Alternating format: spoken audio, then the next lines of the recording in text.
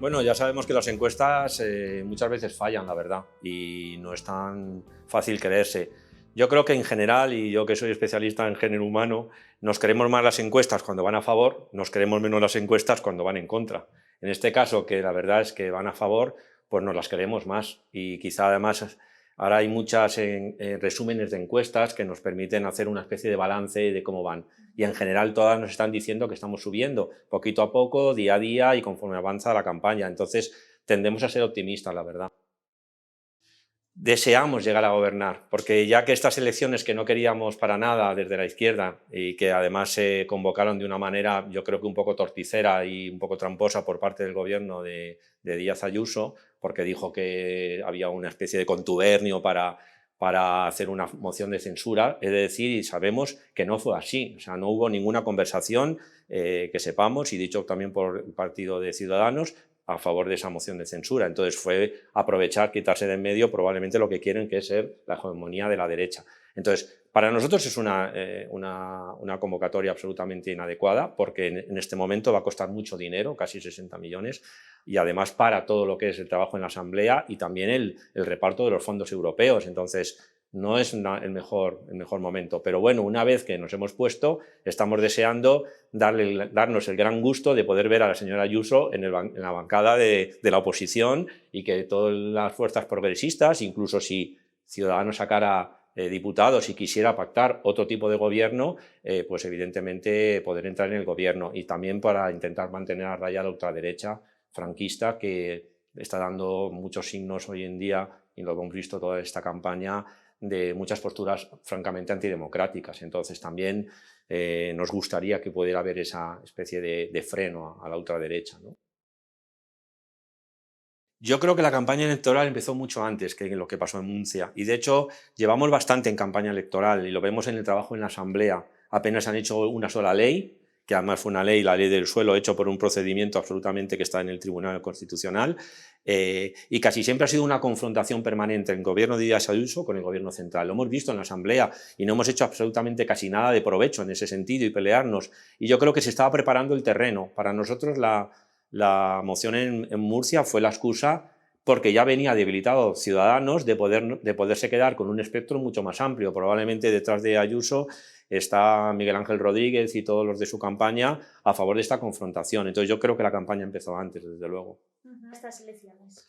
Bueno, la verdad que el primer objetivo al principio siempre ha sido intentar mantenernos como fuerza política, poder tener nuestro espacio diferencial dentro de las fuerzas progresistas, tener una marca propia que se va acercando mucho más, que es lo que queremos desde siempre, a los verdes europeos, a un partido donde lo importante es los cuidados, la igualdad, la justicia social, la transición económica de la economía hacia una economía verde. Entonces, primera medida nuestra era mantenernos. Si podemos sacar más o menos los mismos resultados que teníamos con Manuela Carmena y con Íñigo Errejón, que fue un espaldarazo muy fuerte y una subida de repente de cero en un partido nuevo, mantenernos ya para nosotros es un triunfo. Pero encima, ahora que estamos viendo las posibilidades de hacer fuerza con los partidos progresistas para poder gobernar, pues ya no nos ponemos ese techo. Pero desde luego, si pudiéramos repetir, digamos, no solo el número de votos, aproximadamente casi el 15%, parece que nos dan un poco más, pues sería para nosotros un gran éxito, y sobre todo que nos consolidemos como una fuerza diferenciada. Esto también es muy importante. Yo creo que la fortaleza es que nosotros hablamos de lo que verdaderamente importa, que es un poco nuestro eslogan, y yo creo que todos los que trabajamos y estamos en política en el grupo de Mónica García, en Más Madrid, estamos un poco en lo mismo. Son gente que estamos más cercanos a lo cotidiano, a las políticas de proximidad, a la transición ecológica, a la justicia social, a los servicios públicos para que se mantengan. Yo trabajo en sanidad pública, queremos que no se desmantele la atención primaria. Entonces, nuestras fortalezas es ocuparnos. Ahora vengo, por ejemplo, del CERMI Madrid, de reunirnos con la gente de la ONCE, gente que tiene problemas con la discapacidad, y realmente ellos se notan esa sintonía que tenemos de cercanía, de ocuparnos de estas cosas.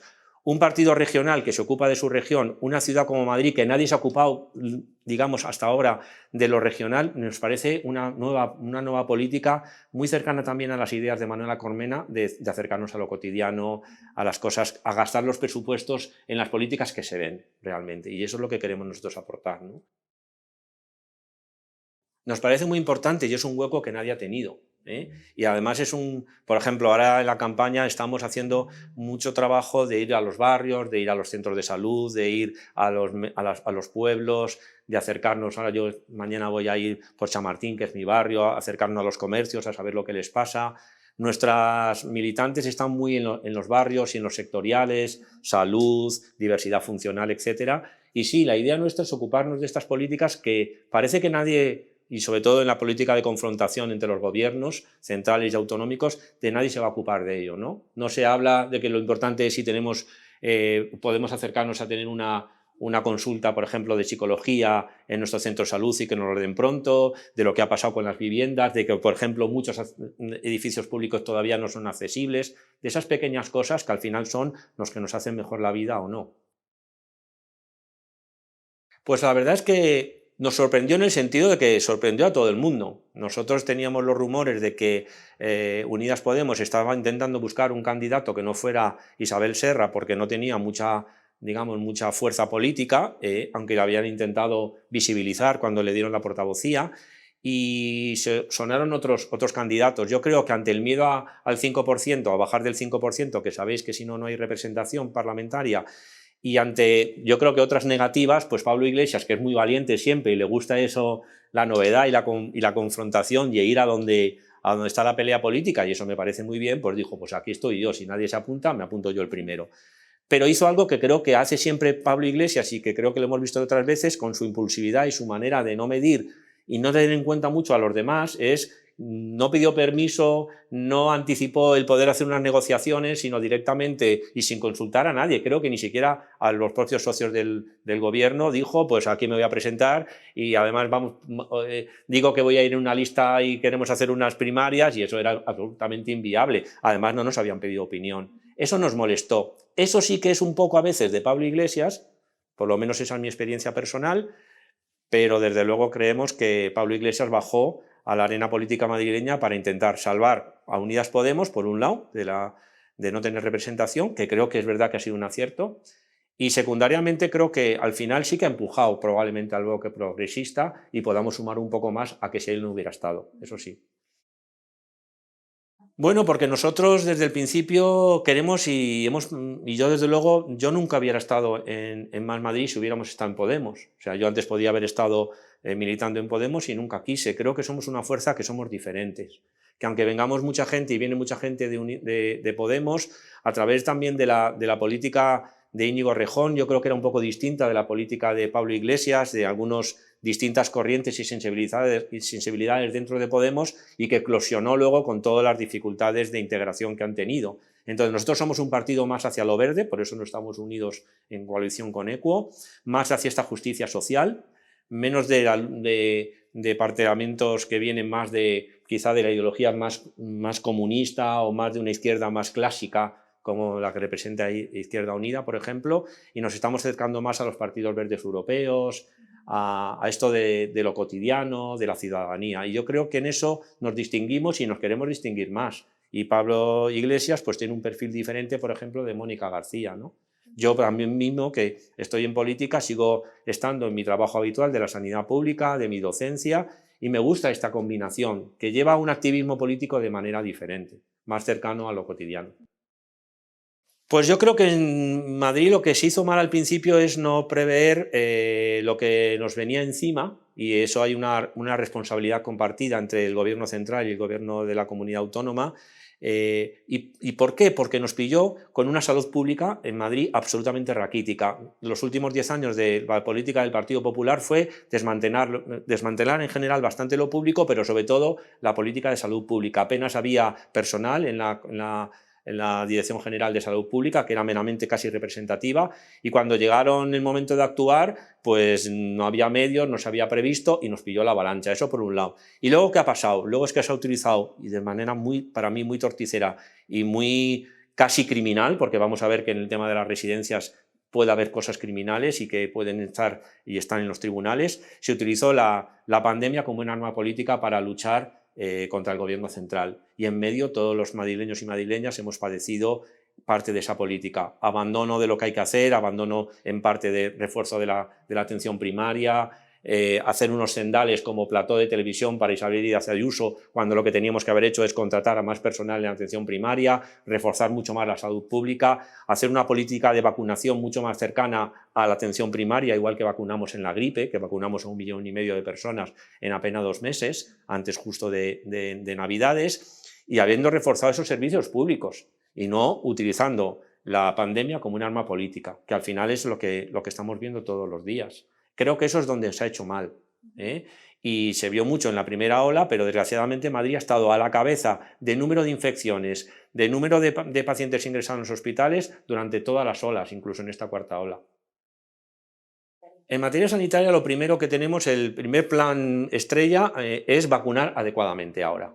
Entonces, empezar a vacunar en proximidad. Hemos hecho un plan que lo han presentado también todas las asociaciones de enfermeras de atención primaria. El otro día estuvimos en Getafe en el acto, que implica que se puede vacunar en atención primaria y en proximidad. ¿Cómo es en proximidad? Pues que si no es suficiente con reforzar la atención primaria con enfermeras y poner las vacunas en los centros de atención primaria para que no se colapsen, se pueden vacunar en polideportivos, en colegios, pero nosotros decimos en una unidad de vacunación cada 10.000 habitantes, y eso es posible porque está absolutamente planificado, y si no se hace y se quiere ir al Within Center o al Zanda es por pura propaganda electoral y para crear, digamos, este electoralismo. Entonces, eso por un lado, creemos que es muy importante. Dos, reforzar la atención en salud mental. Tenemos el plan Vete al Médico, por el tema de lo que le dijeron a Errejón de ¡vete al médico!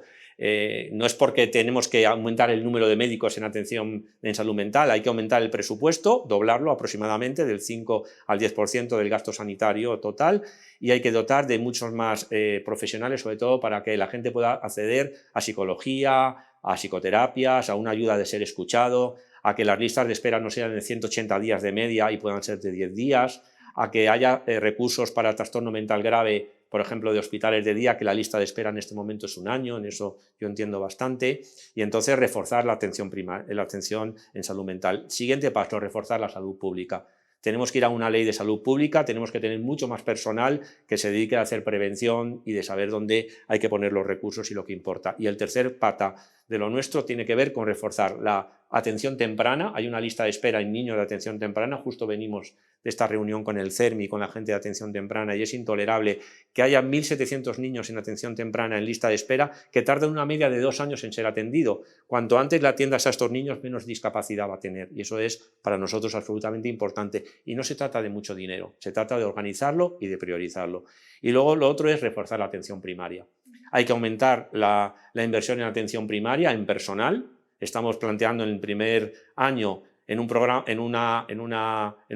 que hemos dicho Recupera Madrid, y que tiene que ver con invertir 2.500 millones, sobre todo en reforzar la atención primaria, como 800 médicos, 175 pediatras y unas 900 enfermeras, para que haya un médico por una enfermera.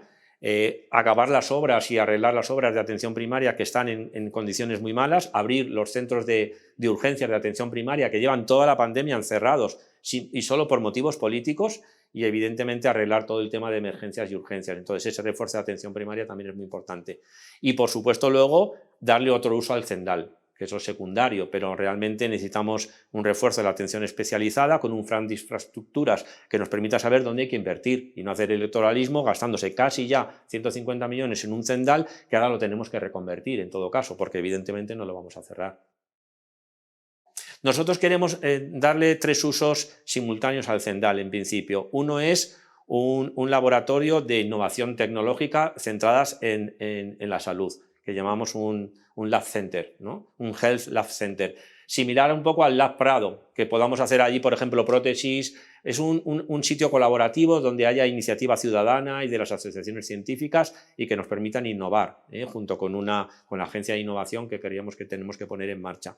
La segunda pata sería que ahí se pueda hacer un centro donde se hagan pruebas diagnósticas que están externalizadas en este momento en hospitales privados, y tendríamos el sitio para poder hacer estas pruebas diagnósticas y mejorar de paso todo lo que queda retrasado de todo lo que no es COVID en la atención sanitaria madrileña, que está muy parado, se están perdiendo muchas citas, hay un retraso y un aumento de incidencia de otras patologías precisamente por la falta de atención en las consultas que no son absolutamente urgentes, por ejemplo en cáncer y en enfermedades crónicas.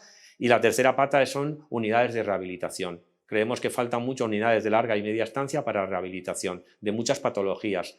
En esos pabellones tan amplios que no tienen, digamos, separaciones, pues prácticamente con poca inversión se podrían reconvertir para todo eso.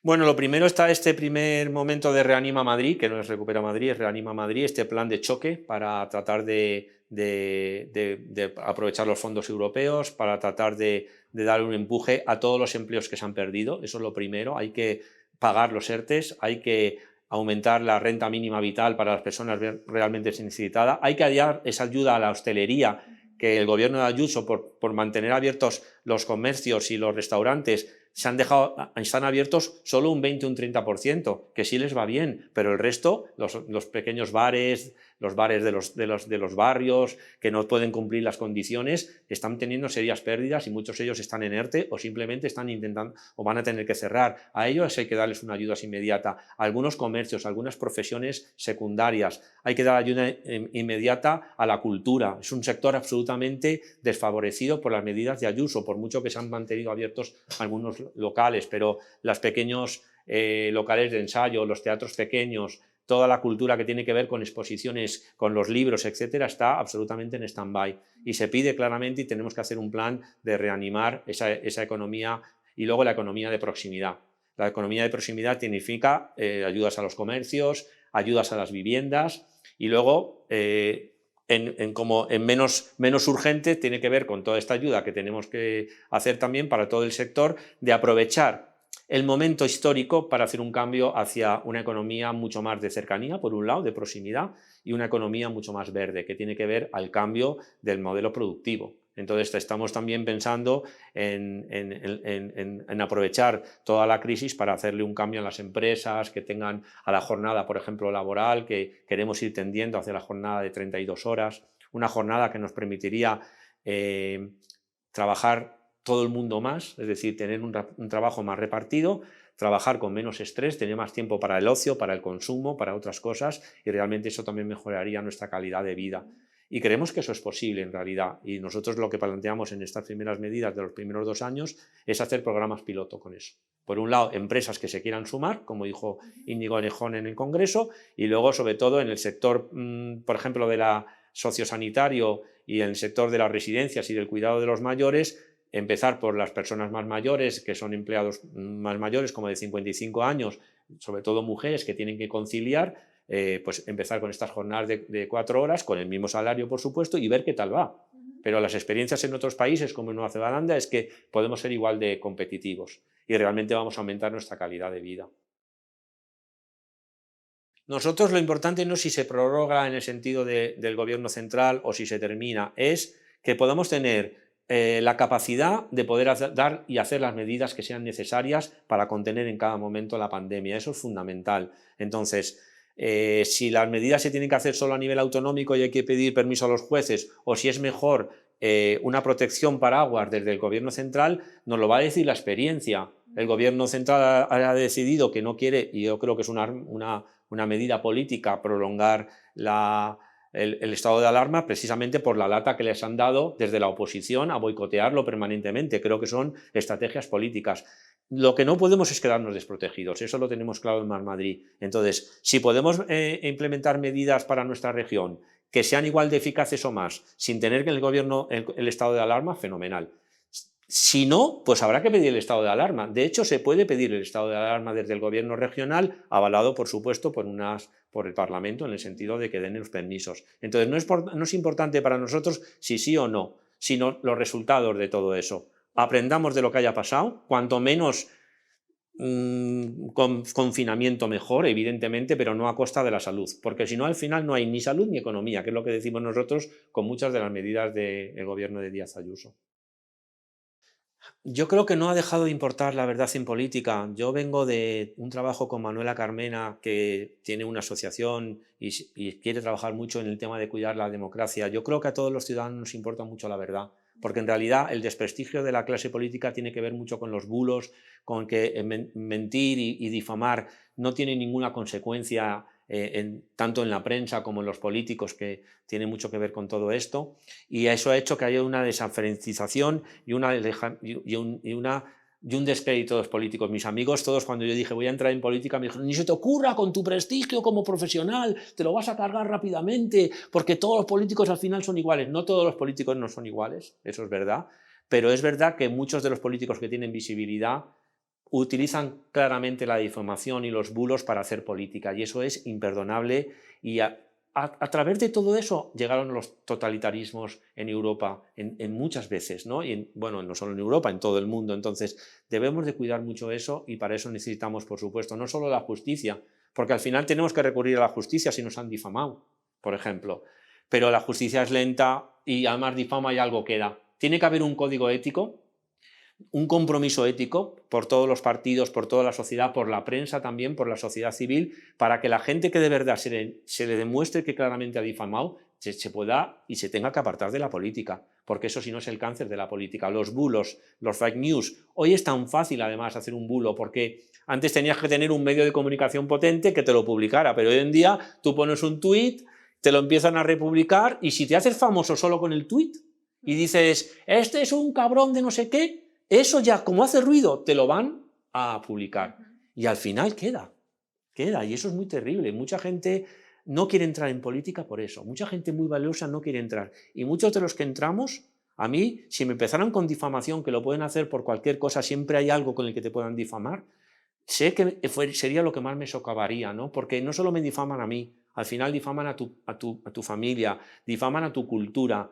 Y eso crea un cáncer, y de verdad que emocionalmente, por ejemplo, hay muchos políticos que yo he tenido, por suerte o por desgracia, digamos, contacto con ellos desde lo profesional, absolutamente destrozados por estas difamaciones. Entonces, porque o difamas igual o te acabas acostumbrando. Si difamas igual, malo. Si te acabas acostumbrando, también es malo, porque al final te sientas con uno que al final te acabas acostumbrando a que te diga tú eres un bolivariano o lo que sea, cosas que son muy duras. Y si no, y haces coraza, y si te haces coraza, no puedes ser nunca un buen político, la verdad, porque no vas a ser sensible al problema de las personas. Entonces es un tema para nosotros muy serio. Creo que es muy difícil de resolver, evidentemente, porque necesitaríamos un consenso, digamos, de toda la sociedad, pero desde luego yo, cuando acabe en política, que probablemente sea pronto, me dedicaré en parte a hacer ese trabajo a favor de la ética en la política. Creo que es muy importante. Pues muchas gracias a vosotros por darme esta voz en este momento tan importante, y bueno, esperemos que efectivamente, sobre todo que todo el mundo salga a votar, porque creo que al final lo que puede parar los bulos y todo eso son partidos decentes, posiciones políticas decentes, personas decentes que se refrendan solo con un voto. La verdad, si no hay voto, al final no vale para nada. Muchas gracias.